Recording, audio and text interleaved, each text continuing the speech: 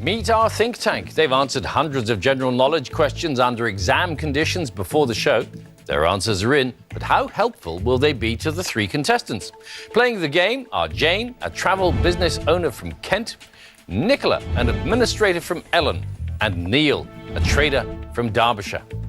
This is Think Tank.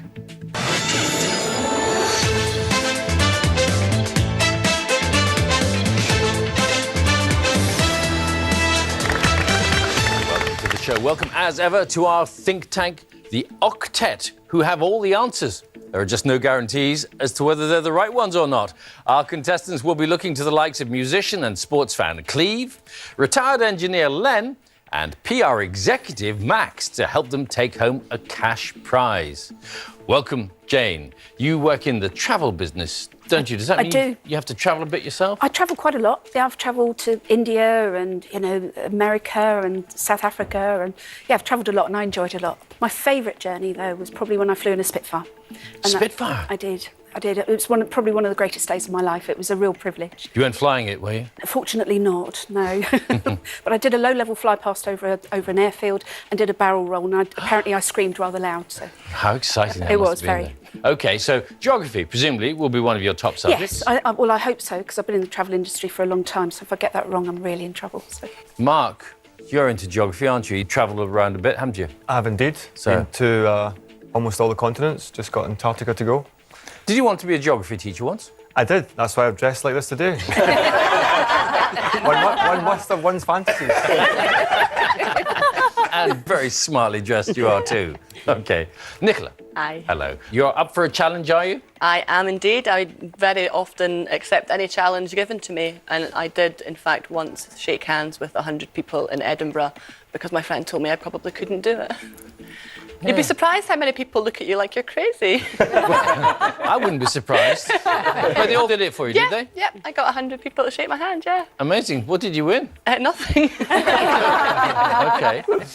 So, Nicola's weakest subject, what is it?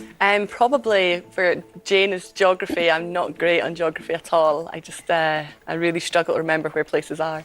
And your best subject, do you think, is what? Probably TV and film, 80s movies. I'm quite good on that, I think. OK, good. Well, nice to have you with us. Thank you. And Neil, you're a trader. What do you trade in?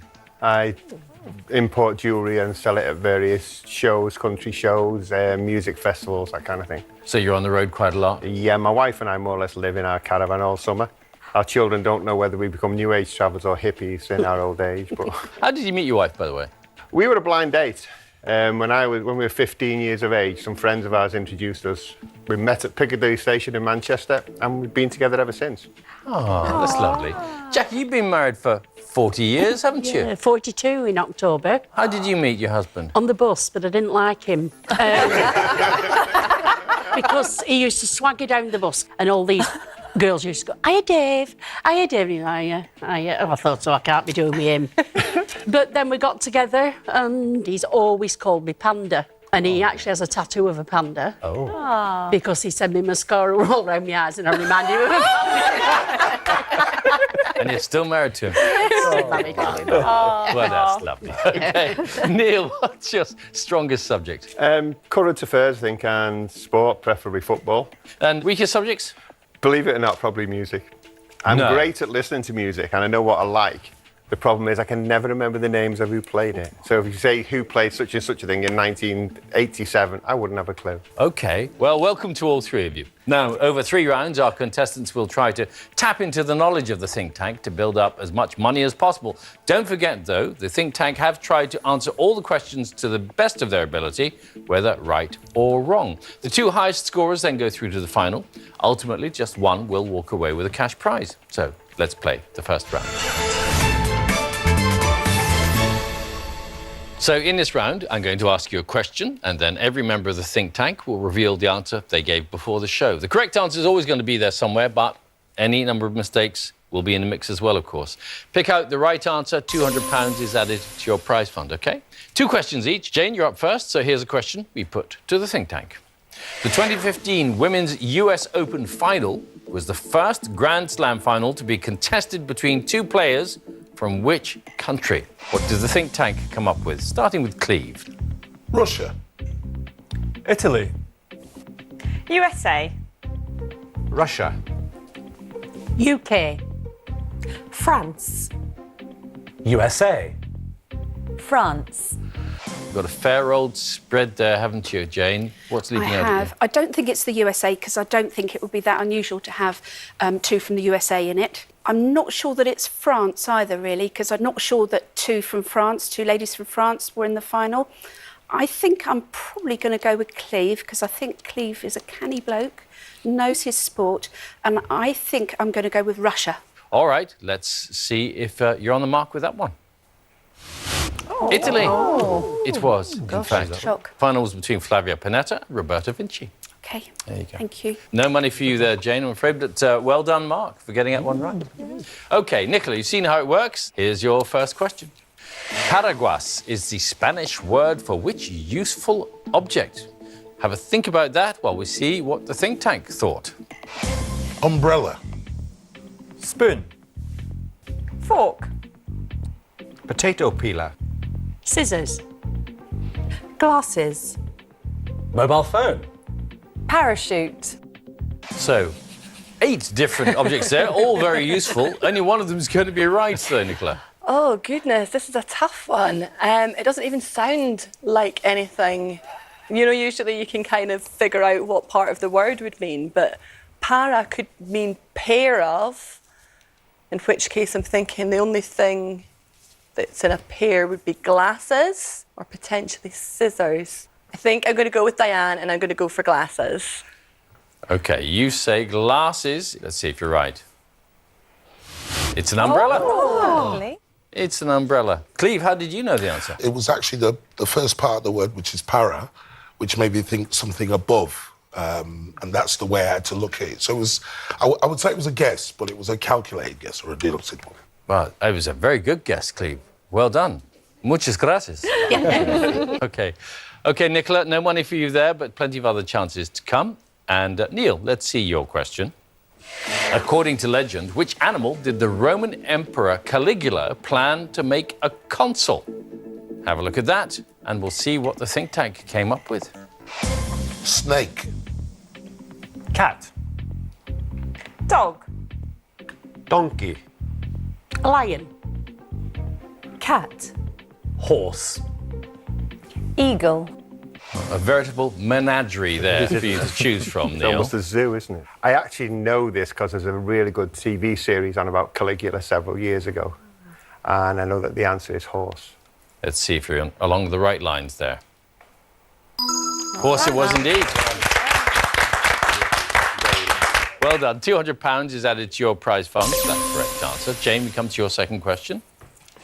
In 2016, it was announced that which British-born actress would play the role of Mary Poppins in a sequel to the classic Disney film. Let's see what the think tank came up with. Cleve? Kate Winslet. Kate Beckinsale. Emily Blunt. Joan Collins. Glenda Jackson. Helena Bonham Carter. Emily Blunt. Emily Blunt. Well, 6 actresses to choose from there. Any one of them would make a fine Mary Poppins, but only one of them is going to be the right answer. Indeed. Yeah, I'm a big Mary Poppins fan, but that doesn't necessarily help me get the answer to this. It makes sense that it's Emily Blunt because 3 out of you clever guys have said the same thing. I don't think it's Kate Winslet. I don't think that she's got the look to be Mary Poppins. Definitely not Helena Bonham Carter. Glenda Jackson and Joan Collins? No, I don't think so. So I'm going to go with Abby, Max and Lucy and say Emily Blunt, please. OK, you're saying Emily Blunt. Let's see if you're right. Emily Blunt it is. Well done.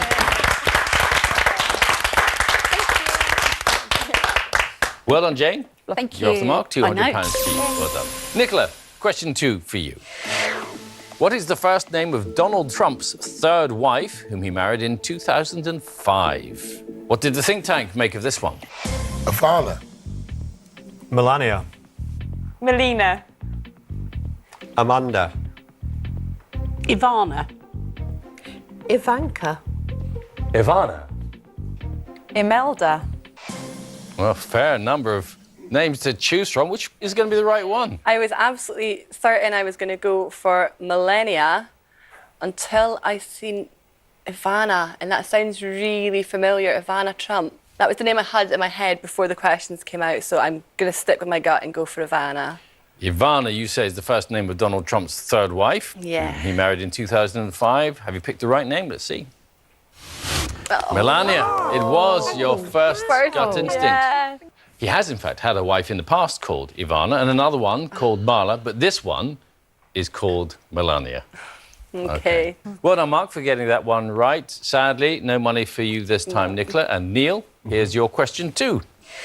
Which Gloucestershire stately home gave its name to a racket sport? While you think about that, let's see what the think tank came up with. Lacrosse. Badminton. Badminton. Lacrosse. Badminton. Badminton. Badminton. Tennis. Well, 5 of the think tank coming up with the same name. Are you going to trust them, Neil? I'm fairly sure it's not tennis. I've never heard of a stately home called tennis, I'm afraid. I really don't know, so I'm going to go with the think tank with the majority of badminton. I have heard of badminton, so hopefully they've helped me out this time. All right, you're going to say badminton. Let's see if that's the right answer. Yes. It is indeed badminton. Thank you, guys. So £200 for you, Neil. Well done. And that brings us to the end of the first round. So let's take a look at your prize funds. Nicola, yet to get off the mark. Jane, you have £200, but in the lead at the moment is Neil with £400.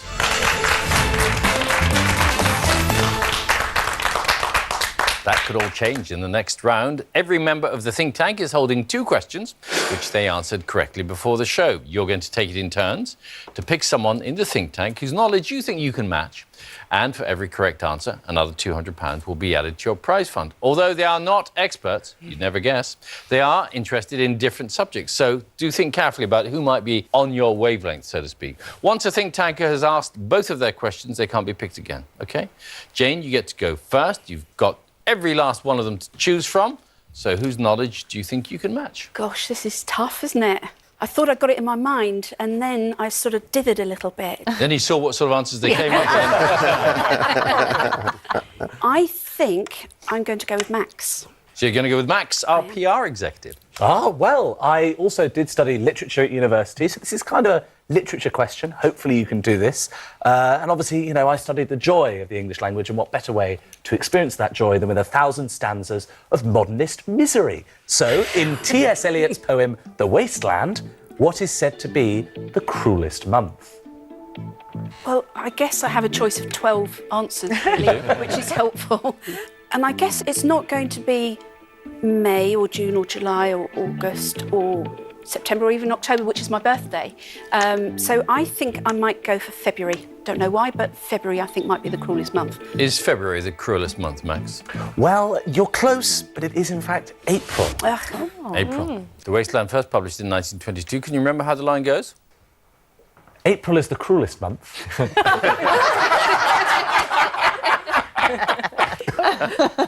OK. So, Jane, I'm afraid nothing for you on that question. Nicola, you're up next. Yeah. Everybody still to choose from if you want. Okay, I don't know who to choose. I'm trying to work out who would be about maybe my age and kind of be into the same things. And I might offend somebody. I'm going to go for Abby. Abby, our doctor. Yes, well, I also love 80s movies, but unfortunately, I'm really sorry, this isn't an 80s movie question.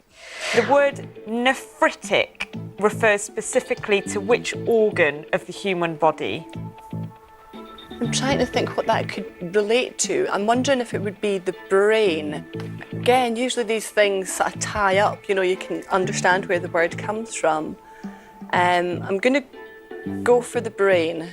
Is she right, Abby? Unfortunately, it's the kidney. You're close. I think it's nephro, and nephro is nephrons in your kidney. Abby, thanks very much. Sorry, Nicola, nothing for you there. Neil, you're up next. I'm going to use the same basis as Nicola. I'm going to go for somebody who I think is near my age, so Len, please. Well, this takes me back to my youth when I was about 12 or 13, where I used to keep racing pigeons. Which member of the royal family is a patron of the Royal Pigeon Racing Association and the National Flying Club? So you say you used to race pigeons? Yeah. Could never catch them, but...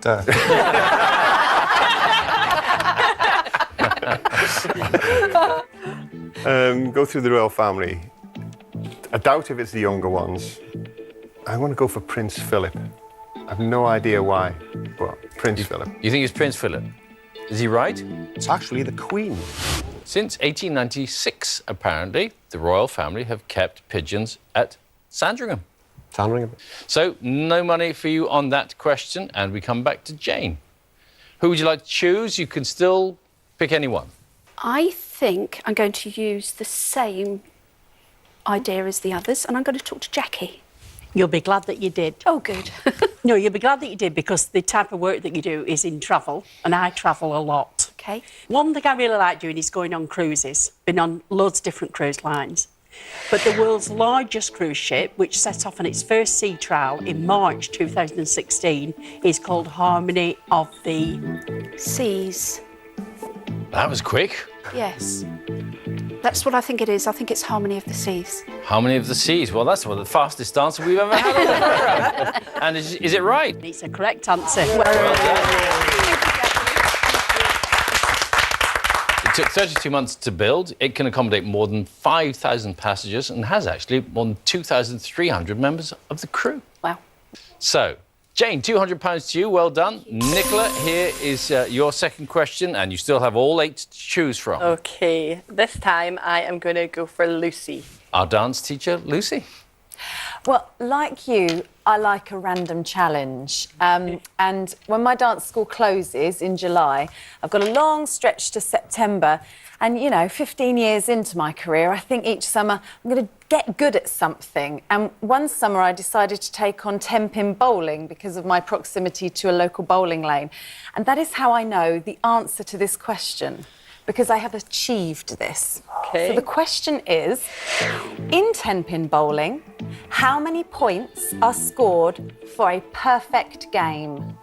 I'm just trying to do the maths now. I don't actually know the answer off the top of my head, but I'm thinking if you just score strikes all the way through, that must be 210. That'd be about right? 210 is your Yeah, answer? I think that's, yeah. Is that enough? I like the logic, but you get bonuses for not leaving any pins standing. So the answer's 300. 300. So, Nicola, sadly, nothing for you just yet. Still lots of time, though. Neil, you can still choose any member of the think tank to help you. I think I'll choose Cleve. Well, I know you're into music. I really do hope you will know this. I know this song because it's the first thing I learned to play on piano outside of religious music, and a song that I have in my repertoire regularly. Which Bill Withers song starts with the words, "Sometimes in our lives, we all have pain, we all have sorrow"? As I said to you, I'm rubbish at remembering who played things, but I think I know this. I think it's Lean On Me. Lean on me. Is he right to lean on you, Cleve? When you're not strong, I'll be your friend. I'll help you to carry on. Yes, it's Lean. Well done. Oh, well done. Released in 1972, Bill Withers' first UK top 40 hit. Neil, £200 for you. Well done. Jane, we come back to you, and there are still all 8 at your disposal. Well, I think I'm going to stay with my lucky charm of Jackie. Oh, thank you. 2 years ago, just over 2 years ago, I moved to Morecambe. It's a lovely place with lovely views. And it's seen as the gateway, really, starting to the Lake District, which, again, is a lovely place. Which is the largest lake in the Lake District? Have you been there at all? I haven't actually, but I'm going to draw back on my geography as a child, and I think it's Windermere. Windermere, is that right? Absolutely. Well You done. Well done. Thank you, Jackie. Thank you. So £200 to you. James, well done. Nicola, we come to you for your third question. Jackie's no longer there for you to choose from. Anyone else you can have there? I think I'm going to go back with Lucy. Lovely. So this has nothing to do with 10-pin bowling, you'll be pleased to hear. What was the title of Jamie Oliver's first cookery series on British television? He's done the Ministry of Food, and he's done the one about eating on a budget. I don't know if it was it the Ministry of Food was his first one? I'm going to go with the Ministry of Food. Ministry of Food? Yeah. Is what you're saying. Is that right? rewind a little bit further to The Naked Chef. Of course. The Naked Chef. Oh, no. Sorry. So, Nicola, nothing for you just yet there. And Neil, you can choose anybody apart from Jackie and Lucy. I think I'll go with Diane, please. Diane, our retired HR advisor. The question is, Ted Danson played Sam Malone in which US sitcom based in a Boston bar? I remember some. I can see the bar because I remember Norm sat at the end. Cheers. Cheers. Absolutely. Cheers. Well done. Cheers, the bar, where everyone knows your name. Yes. Yeah. Neil, £200 for you. Well done. And that brings us to the end of the round. So let's see how your prize funds have changed. Nicola still to get off the mark. You've still got time, though, Nicola, don't worry. Jane is on £600, but Neil is in the lead with £800.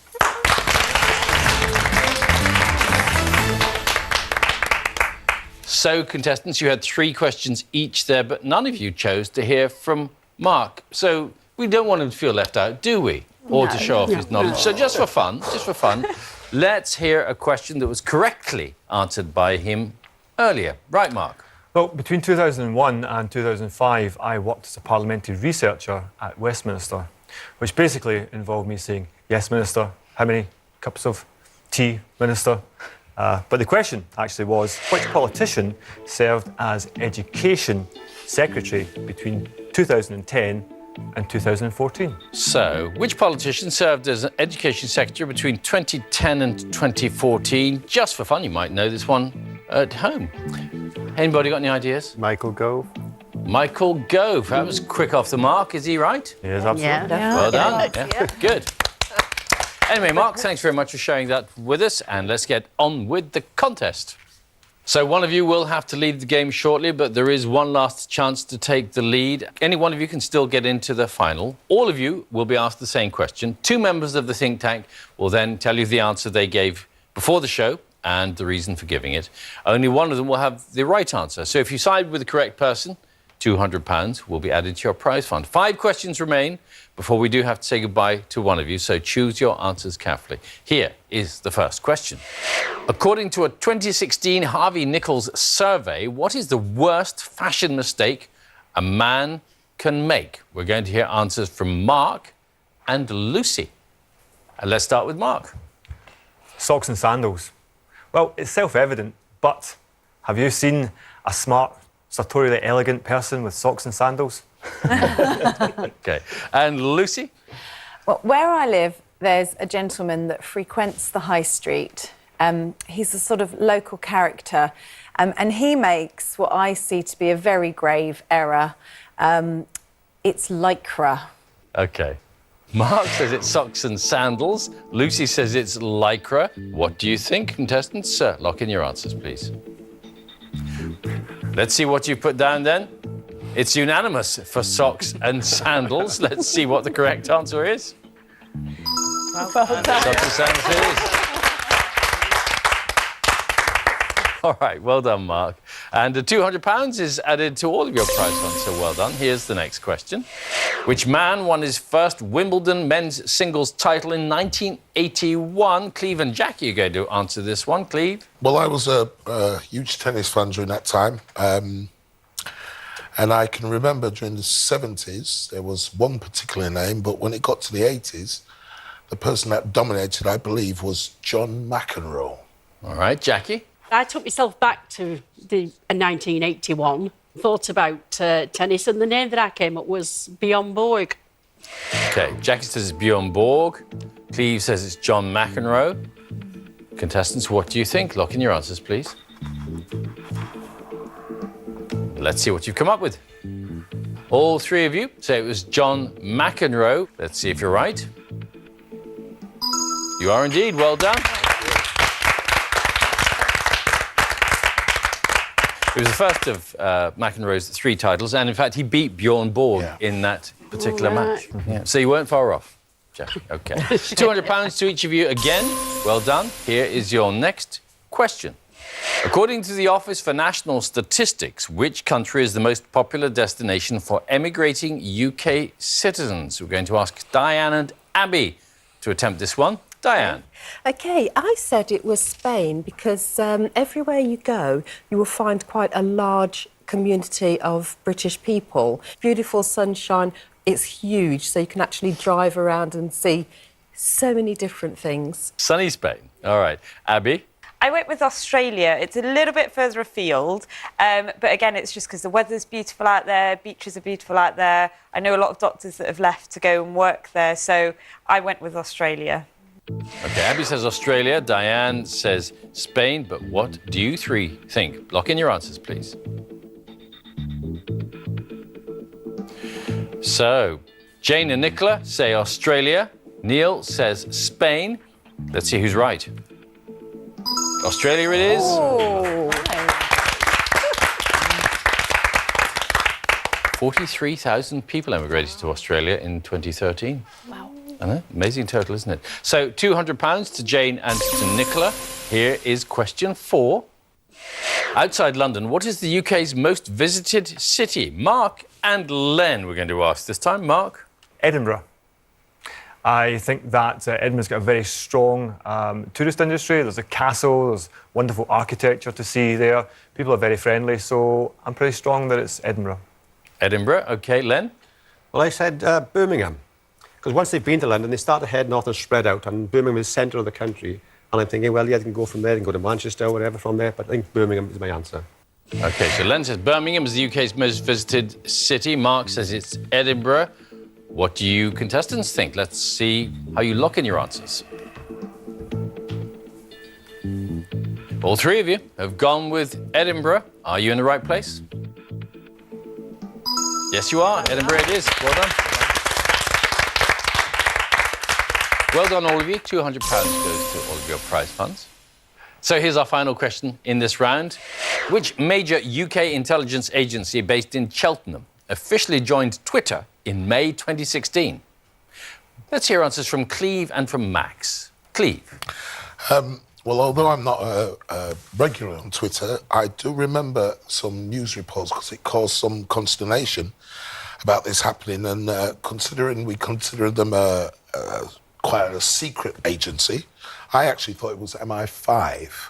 MI5. OK, Max?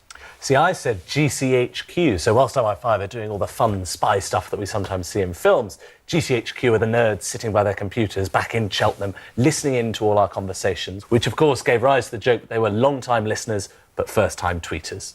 All right, so Max says GCHQ. Cleve, you say it's MI5, but what do you contestants think? Lock in your answers. What have you come up with? All three of you say it's GCHQ. Are you in the right place? GCHQ it is. Well done. The first tweet was the rather underwhelming "Hello World." That's not even 20 characters, let alone 140. All right, well done. £200 go to all of you. So that brings us to the end of the main game. Let's take a look at your totals then. In the lead and tied on £1,600 are Jane and Neil, and trailing behind with £1,000 is Nicola. So, sadly, we have to say goodbye to you, Nicola. So. But you did very well. I mean, you just started a little bit late. Yeah. Yep, I should have got some right in the first round. Never mind. Well done. You did try Thank very you. hard. Thanks for being with us. Jane and Neil, you two will now compete to take home the money you've earned in the final. Jane, have you had any thoughts about what you might do if you win? Well, yes, slightly dull, but I moved into my own house last year and I'd like to do a little bit of decorating, so that would be something. But also, I'd like to take out some really special friends and family who looked after me when I was going through some tough times recently, and they really need a treat, and I'm so grateful to them. Ah, that's nice. Good. Lovely. OK, Neil, what would you do? I've always driven a sensible family car, and I want a battered old sports car, just as a project and a toy. All right. Because I can justify it not coming out of the family budget. Good. Well, fingers crossed for both of you. Good luck. Our final is a general knowledge battle. I'm going to ask you 5 questions each. Whoever gives the most correct answers takes home the money that they built up so far. You are not on your own, though, because the think tankers are still on hand to help you out if they can. You can pick someone to consult with before you answer the questions. Each member can only be picked once this time. And the difference in the final is that they haven't seen any of these questions before, so they're just as much in the dark as you. OK, let's play the final. Jane, the first question is for you then. OK. Stacey Slater married which other character in EastEnders in 2016? Don't know if you watch it at all, do you? I do, All right. absolutely. See who can help you then. I'm going to go with my lovely friend Jackie. Well, I'm glad that you said that you watch it because I don't watch any soaps at all. Oh, no. None of them. So I haven't got a clue, really. Who do you think it is? I've got a brain freeze because I can see his face, but I'm trying to get his name up, and he is... Just feel like I'm just no help to you. Bless 'cause I you, don't no, but watch thank it. you. It does happen on the show. You'll know the answer I do, and just can't 100%, pick it out. I know it, I know it. Yeah. I watch EastEnders all the time. Oh, his name, Martin Fowler. Martin Fowler, Martin is your Fowler. answer as the character that Stacey Slater married in EastEnders in 2016. Have you got the right one? You have. Well done. Oh, brilliant. Oh, no, thank you. Thank you. 1-0 to Jane, but Neil, this is your first opportunity, of course. Question number 1. Which play by Arthur Miller features the Salem witch trials of the 17th century? Who could help you with that, do you think? I think Max. I'm very glad you asked me that. I have actually performed in this, and I was the Reverend Paris, who is the father to one of the girls who gets accused of witchcraft. I don't know whether you've heard of it as well. It's The Crucible, by Arthur Miller. When I read the question, I heard the question, the back of my mind, I did English literature at school. I knew I'd read the book, but I couldn't, like yourself, got brain freeze. So thank you, Max. It is a Crucible.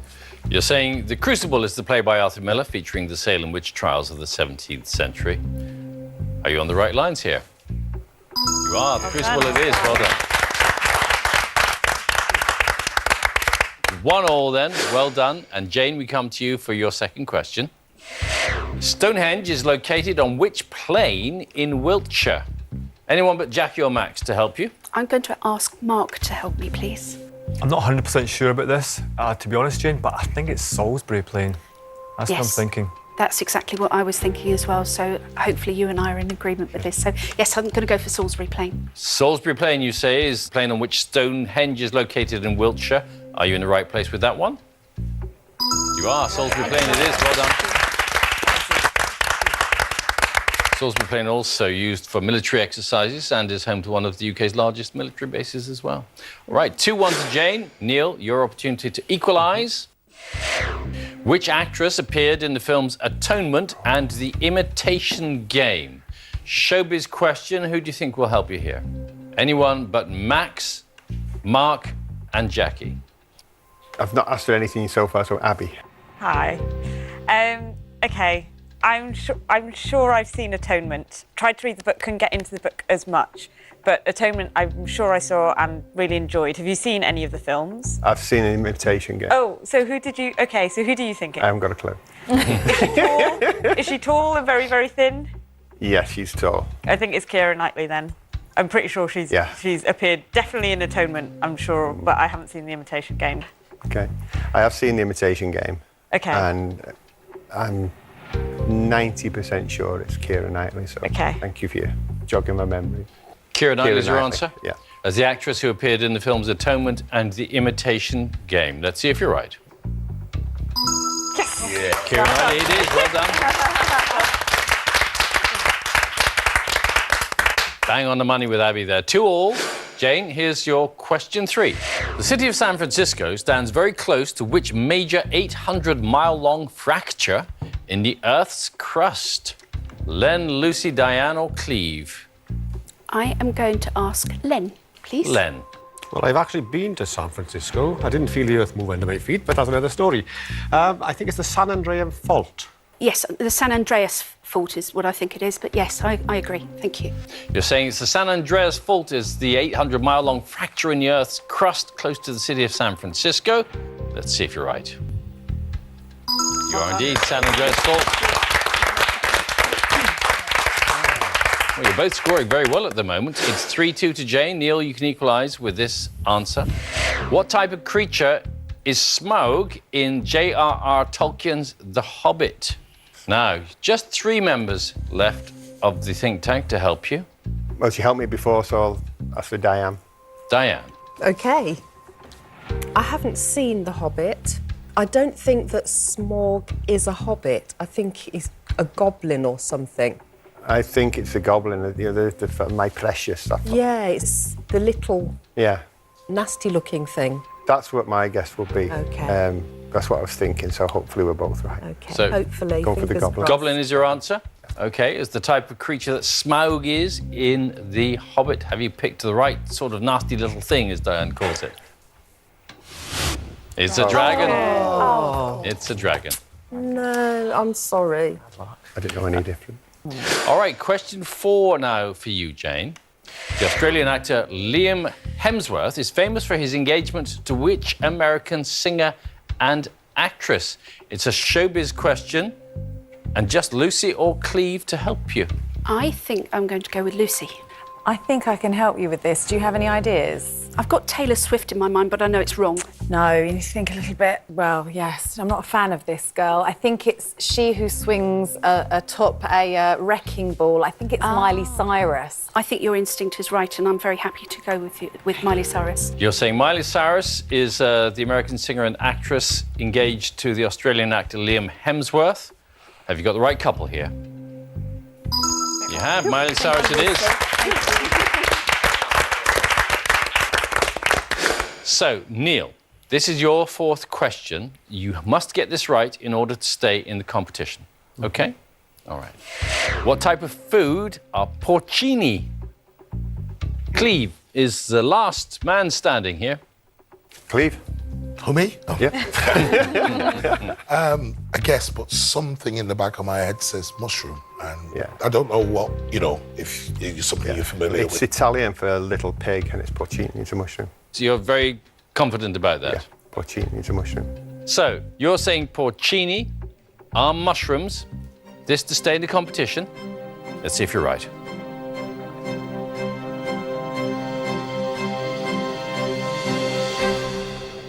You are indeed. Well done.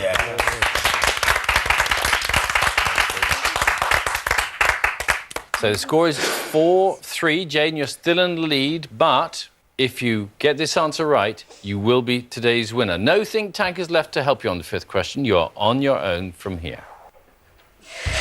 The 1975 novel Curtain features the final case of which famous detective? No one can help you on this one. No. OK, I like detective novels quite a lot. 1975 is going back quite a way. So it's making me wonder whether it's somebody like Maigret, which is back a little bit around that time. And my mum used to love reading Maigret novels and listening to Maigret plays. It's the first name that's come into my head, so I'm going to go with my instinct and say Maigret.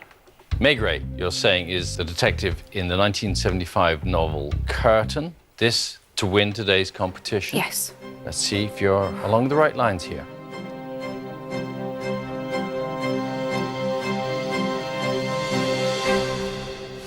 It was Hercule okay. Poirot. Of course. So, Neil, you can equalise on this one, take us to a tie-break. You must get it right, though, otherwise Jane will be our winner. In which film did Sigourney Weaver play the zoologist Diane Fossey? I think it's Gorillas in the Mist. That's your answer, Gorillas Yeah. in the Mist, to stay in the game. Let's see if you're right.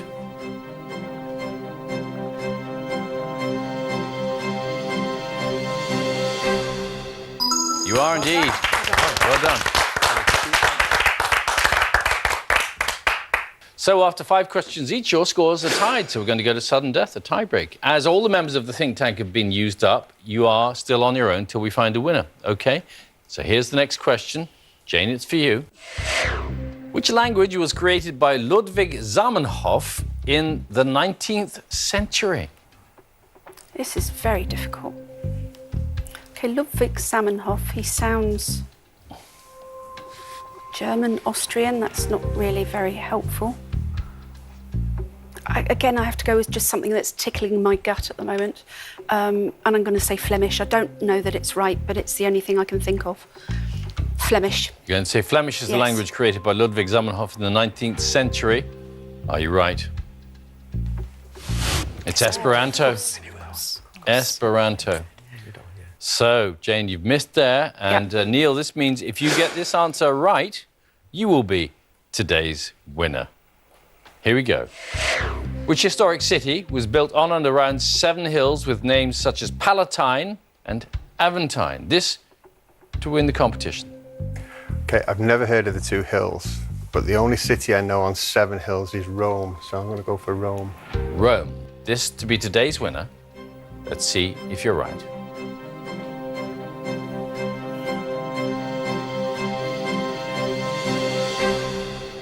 Rome it is. Well done, congratulations. You are today's winner, Neil.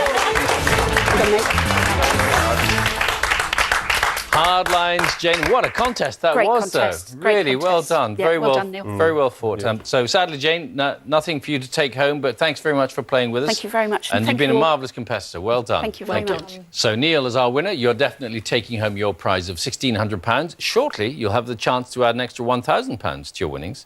First, though, let's take a moment to congratulate the think tanker who gave the most correct answers during the show, and it was Mark. Well done, Mark. Yeah, socks and sandals all round. OK, Neil, you have one last chance then to seriously boost your prize as you face our question impossible. So, Neil, this is the toughest question of the whole show because no one in the think tank got it right. So if you can achieve what none of them have managed to do and give us a correct answer, then an extra £1,000 will be yours, OK? Let's take a look then at your question impossible.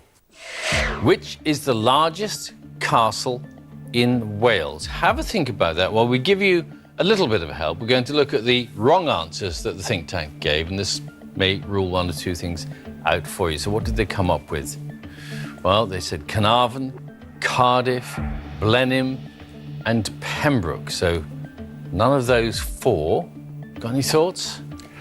My first thought was going to be Carnarvon until it came up on there. The only other castle I can think of is Conway Castle, so I'm going to go with Conway Castle. Conway Castle. OK, you're saying Conway Castle's the largest castle in Wales. This for an extra £1,000. Let's see if you're right.